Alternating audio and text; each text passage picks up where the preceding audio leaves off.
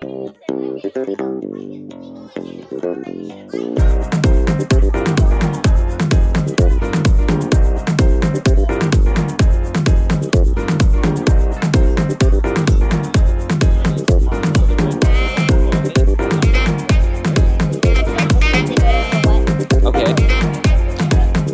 you're going to be sorting different colored chips into the same color cups.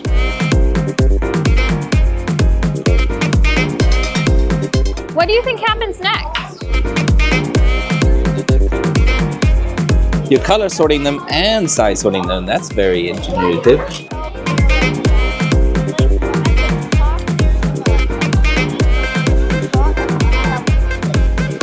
What we need to do is, just in case, let's put a barrier so it doesn't fall off. So let's start building. The blue and the purple is supposed to go down, but the red stays.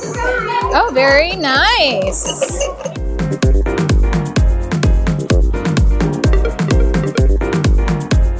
So we did smallest to biggest. So when we pour it in, the smallest can go into it, and then the biggest can go to the biggest.